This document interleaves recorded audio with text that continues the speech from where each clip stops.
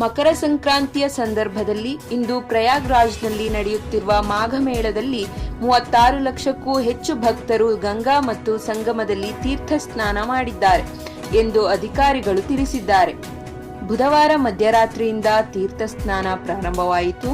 ಇಂದು ಬೆಳಗ್ಗೆ 10 ಗಂಟೆಯ ಹೊತ್ತಿಗೆ 36 ಲಕ್ಷಕ್ಕೂ ಹೆಚ್ಚು ಜನರು ಧಾರ್ಮಿಕ ಸ್ನಾನ ಮಾಡಿದರು ಎಂದು ಮಾಘಮೇಳದ ಆಡಳಿತಾಧಿಕಾರಿಯೊಬ್ಬರು ತಿಳಿಸಿದ್ದಾರೆ.